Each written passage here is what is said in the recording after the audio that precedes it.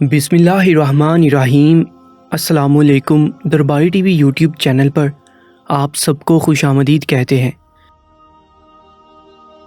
میں بہت گہری نیند میں تھی جب فجر کی اذان کے ساتھ ساتھ الارم بھی زور زور سے بجنے لگا۔ میں نے نہ جانے کیسے الارم کی جانب ہاتھ بڑھا کر اسے بند کیا اور بمشکل اٹھ بیٹھی۔ نیند سے میری آنکھیں بوجھل ہوئی جا رہی تھی اور سر زور کے چکر کھائے جا رہا تھا، مگر میں سونے کا تصور بھی نہیں کر سکتی تھی کیونکہ مجھے اپنے سسر کے لیے وضو کا پانی جو گرم کرنا تھا۔ اگر تھوڑی سی بھی دیر ہو جاتی تو میرے لیے بہت مشکل ہو جایا کرتی تھی۔ میں نے اپنے ساتھ لیٹے ہوئے خالد کو دیکھا جو بہت گہری نیند میں تھا۔ میں نے اسے جگایا، اٹھے، فجر کی اذان ہو رہی ہے۔ کافی دیر تک اس کو جھنجھوڑتی رہی، تب جا کر وہ اٹھا تھا۔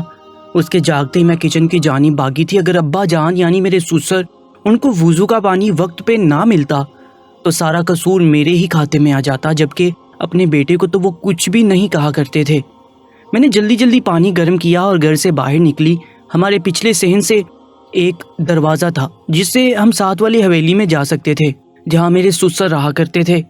میرے سسر نہایت عبادت گزار اور سادگی پسند انسان تھے۔ وہ ہر وقت سفید لباس میں ملبوس رہتے تھے۔ ایک تسبیح ہر وقت ان کے ہاتھ میں رہتی تھی اور ان کی انگلیاں اس پہ دانے گرانے میں مصروف رہا کرتی تھی۔ میں آج سخت گھبراہٹ کا شکار تھی کیونکہ مجھے دیر ہو گئی تھی۔ میں گرتی پڑتی جیسے ہی ان کے حجرے میں پہنچی تو دیکھا وہ اپنے حجرے میں بیٹھے اذکار میں مصروف تھے۔ میں سمجھ چکی تھی کہ وہ نماز پڑھ کے واپس آ چکے تھے اور اب میری شامت پکی تھی۔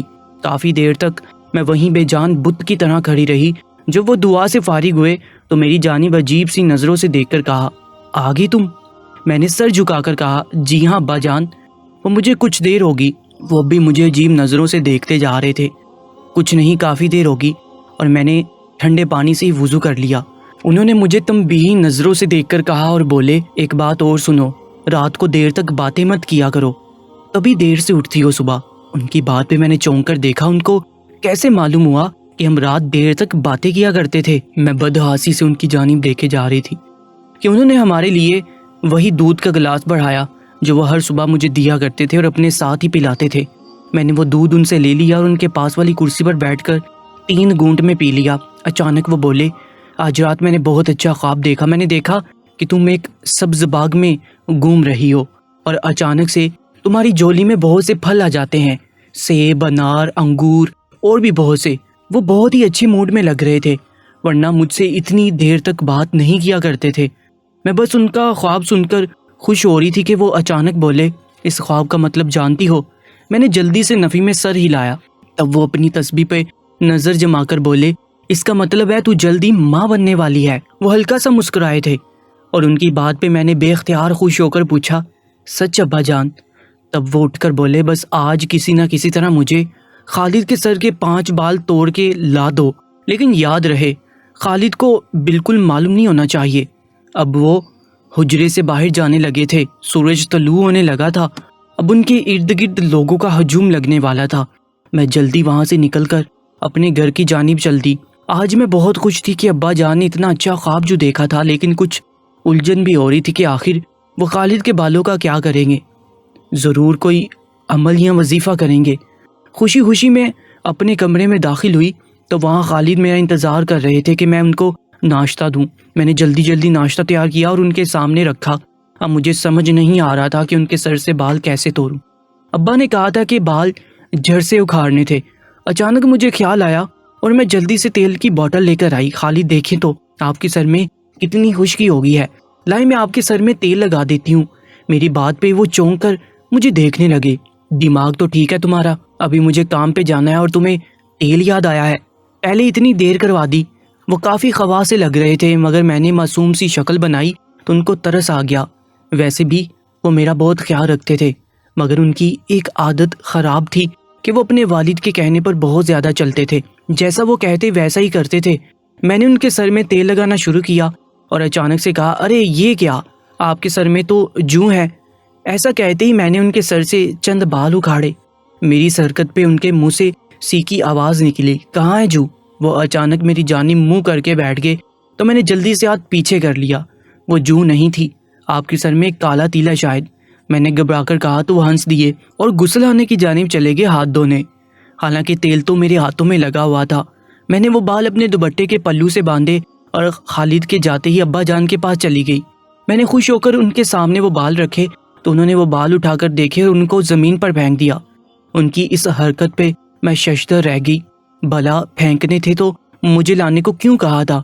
اب وہ لال انگارہ ہوتی نگاہوں سے مجھے دیکھ کر بولے، اپنے لیے کچھ بھی کر سکتی ہو مگر میرے لیے پانی لاتے ہوئے موت پڑتی ہے۔ ان کا لہجہ اور الفاظ میرے دل پہ تیر کی طرح لگ رہے تھے۔ مگر ابا جان، میں نے اپنی صفائی میں کچھ کہنا چاہا تو وہ ہاتھ اٹھا کر بولے، چلی جاؤ اور آئندہ سے فضول کی باتوں میں رات دیر تک مت جاگنا۔ وہ انگارے چباتے ہوئے بولے تھے اور میں خوف کے مارے سنسی ہو کر رہ گئی تھی۔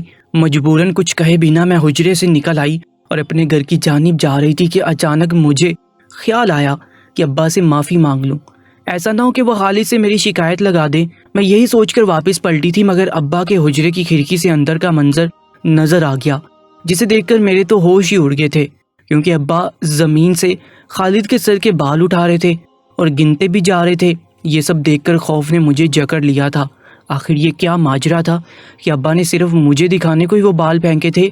یہ خیال مجھے پریشان کر رہا تھا اور جانے کیسے میں وہاں سے بھاگ آئی تھی۔ اس گھر کا ماحول کچھ بہت عجیب قسم کا تھا۔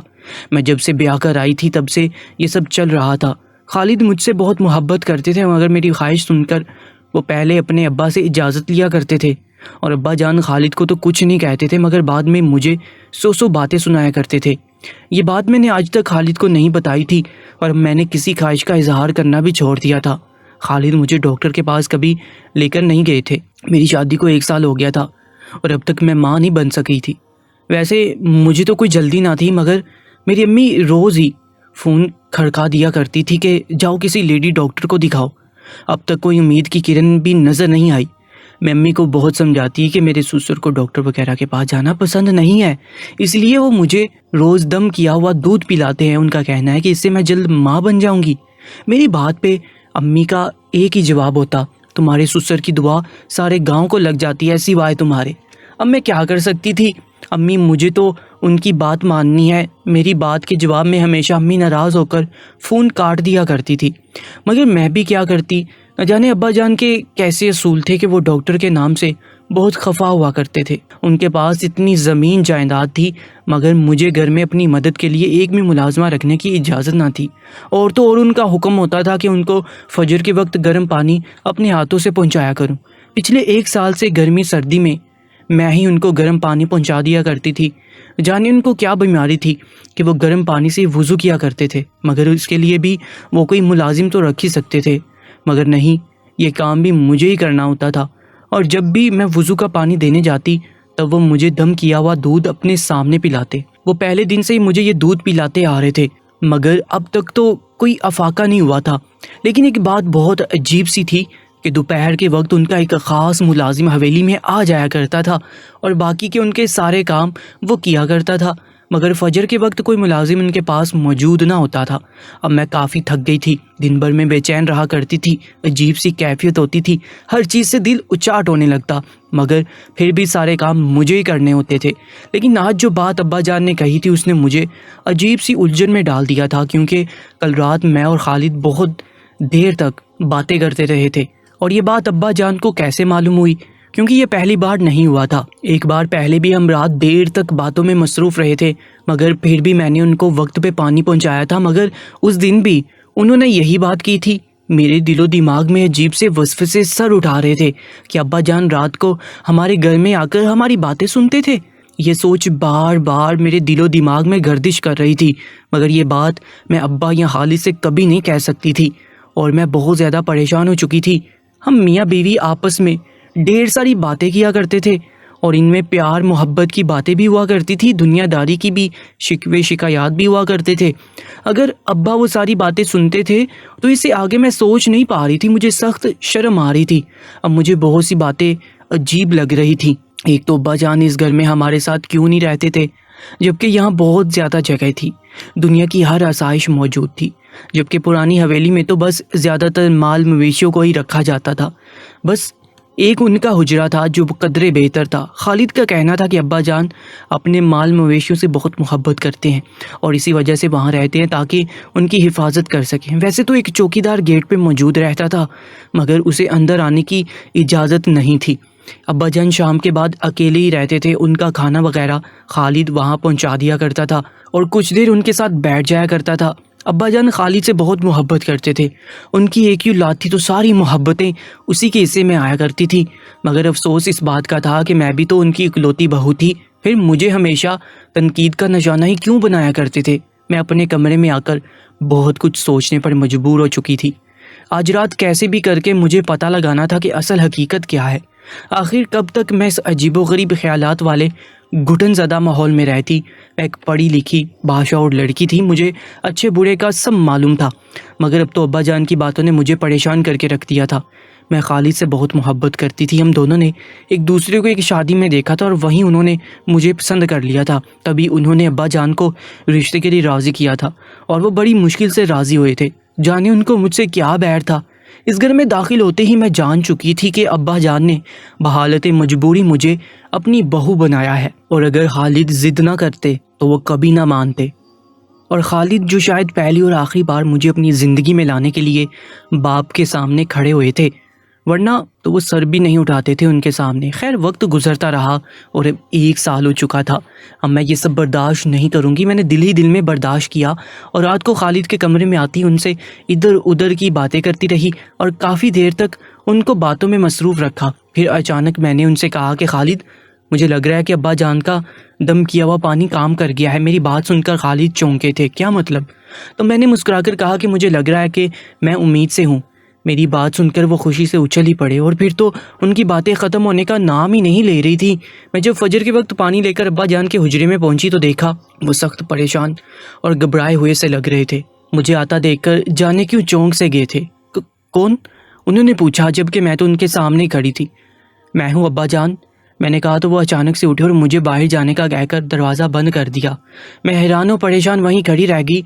بھلا آج ان کو کیا ہو گیا تھا؟ نہ انہوں نے مجھے دم کیا ہوا دودھ دیا تھا، نہ پانی لیا۔ آخر کیا بات تھی؟ میں الٹے قدموں واپس آئی تو دیکھا ایک بوڑھی عورت صحن میں بیٹھی تھی۔ میں نے قریب جا کر پوچھا تو وہ بولی، میں دائی سگرا ہوں بیٹی، پیر صاحب نے بلوا بھیجا تھا سویرے سویرے کہ بہو رانی کے ہاں خوشی کی خبر ہے یا نہیں، اس بات کی تصدیق کرو۔ اس کی بات سن کر تو میرے پیروں تلے زمین نکل گئی۔ یہ بات ابا جان کو کیسے معلوم ہوئی جبکہ خالد تو ابھی سو رہے تھے؟ اور ابا جان کو کیا الہام ہوا تھا؟ میں نے اپنے سر پکڑ لیا۔ وہ عورت مسلسل اصرار کیے جا رہی تھی کہ اسے کہیں اور بھی جانا ہے۔ یہ تو پیر صاحب کی وجہ سے عجلت میں آئی تھی۔ میں اسے صاف صاف نہیں بتا سکتی تھی ورنہ ابا جان اور خالد کو شک ہو جاتا کہ میں کچھ سمجھ چکی ہوں۔ خیر مرتی کیا نہ کرتی، میں نے اسے اپنا چیک اپ کرنے دیا اور جواب تو مجھے پہلے ہی معلوم تھا کہ میں امید سے نہیں تھی، مگر جو مقصد تھا وہ پورا ہو چکا تھا۔ خالد کافی اداس لگ رہے تھے مگر میں نے ان کو دلاسا دیا کہ سب ٹھیک ہو جائے گا، آج نہیں تو کل ہمارے آنگن میں بھی پھول کھلیں گے۔ تب میں نے دیکھا ابا جان میرے کمرے میں داخل ہوئے تھے۔ ان کو دیکھ کر ہم دونوں میاں بیوی حیران ہو گئے تھے۔ ابا جان نے پہلی بار میرے سر پہ ہاتھ رکھا اور بولے، پریشان مت تو بہو، سب ٹھیک ہو جائے گا۔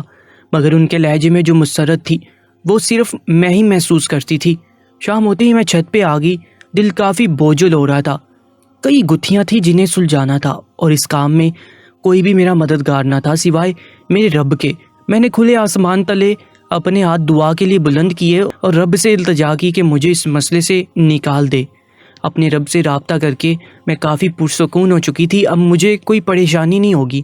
مجھے یقین تھا کہ میرا رب ضرور میری مدد کرے گا، لیکن اتنی جلدی وہ مجھے اشارہ دے گا یہ تو میں سوچ بھی نہیں سکتی تھی، کیونکہ دعا کر کے جیسے ہی میں پلٹی تو وہاں مجھے ایک عجیب سی چیز نظر آئی تھی جس پہ آج سے پہلے کبھی نظر نہیں پڑی تھی۔ خالد کے آتے ہی میں نے ان سے فرمائش کر دی کہ مجھے اپنے گھر میں نیا رنگ و روگن کروانا ہے۔ خالد جو کہ آج کافی اداس تھا اور اسے احساس تھا کہ میں بھی اداس ہوں گی، تو اس نے اسی وقت مجھ سے وعدہ کر لیا اور دوسرے دن ہی رنگ ساز کو بلوا لیا۔ میں نے دیکھا کچھ ہی دیر میں ابا جان نہایت غصے میں نمودار ہوئے اور خالد کو کہا، کس کی اجازت سے تم اس گھر میں رنگ و روگن کروا رہے ہو؟ ان کا چہرہ غصے سے لال ببوکا ہو رہا تھا، لیکن خالد نے صاف کہہ دیا کہ وہ میری بات نہیں ٹال سکتا، وہ مجھ سے وعدہ کر چکا ہے۔ خالد کے منہ سے یہ الفاظ سن کر ان کے چہرے کا رنگ اڑ چکا تھا، اب ان کا لہجہ بدلنے لگا، غصے کی جگہ نرمی سے سمجھانے لگے، مگر خالد نہیں مانے تو وہ میری جانب قہر آلود نظروں سے دیکھتے ہوئے واپس جانے لگے۔ اسی رات میں نے فیصلہ کیا کہ میں آدھی رات کو ان کے حجرے کی طرف جاؤں گی، اور میں نے وہی کیا۔ خالد کو سوتا پا کر میں ہمت کر کے اٹھی اور خود کو ایک سیاہ چادر میں اچھے سے چھپا دیا تاکہ اگر کوئی دیکھ بھی لے تو پہچان نہ سکے۔ آہستہ آہستہ دبے پاؤں میں کمرے سے نکلی اور پچھلے صحن میں نکل آئی۔ مجھے خوف تھا تو صرف ابا جان کے پالتو کتوں کا، جو کسی بھی انجان کو دیکھ کر چیر پھاڑ کے رکھ دیتے تھے۔ اگر انہوں نے مجھے دیکھ کر بھونکنا شروع کر دیا تو سب کو علم ہو جائے گا، مگر میری حیرت کی انتہا نہ رہی کہ سامنے جو کتا کھڑا تھا وہ مجھے دیکھ کر اپنی دم ہلانے لگا تھا۔ تبھی مجھے یاد آیا کہ کتے تو انسان کو اس کی بو سے پہچان جاتے ہیں، اور کیونکہ یہ مجھے اچھے سے جانتے تھے تو اندھیرے میں مجھے آتا دیکھ کر نہیں بھونکے تھے، کیونکہ یہ میری بو پہچانتے تھے۔ میں نے دل ہی دل میں خدا کا شکر ادا کیا اور دھیرے دھیرے آگے بڑھتی رہی۔ ابا جان کے حجرے کے قریب آتے ہی مجھے ایک عجیب سی چیز کا احساس ہوا۔ وہاں سے کچھ آوازیں آئی جا رہی تھی جیسے کسی کے ہنسنے کی آواز ہو، لیکن حیرت کی بات یہ تھی کہ وہ ایک نسوانی آواز تھی۔ میں نے جیسے ہی حجرے کی کھڑکی سے جھانکا تو میرے سر پہ جیسے آسمان ٹوٹ پڑا۔ جو کچھ بھی میں دیکھ رہی تھی وہ ناقابل یقین تھا۔ ایسا آخر کیسے ہو سکتا تھا؟ نہیں، میری آنکھیں دھوکہ کھا رہی تھی۔ میں نے خود کو سمجھایا، مگر سامنے کا منظر اب بھی وہی تھا۔ میں نے اپنا دل تھام لیا تھا اور الٹے قدموں وہاں سے بھاگتی ہوئی واپس آئی تھی۔ یہ میں نے کیا دیکھ لیا؟ کاش یہ سب دیکھنے سے پہلے میں اندھی ہو چکی ہوتی۔ اپنے کمرے میں پہنچ کر میں پھوٹ پھوٹ کر رو پڑی تھی۔ تو یہ تھی اصل حقیقت جس سے سب نظریں چرائے بیٹھے تھے۔ میں نے اپنے بے جاں ہوتے وجود کو بستر پہ گرنے دیا اور کچھ ہی دیر میں ہوش و خود سے بیگانہ ہو چکی تھی۔ جب میری آنکھ کھلی تو میں نے دیکھا خالد میرے سامنے بے قرار سے کھڑے تھے اور مجھے ہوش میں لانے کی کوشش کر رہے تھے۔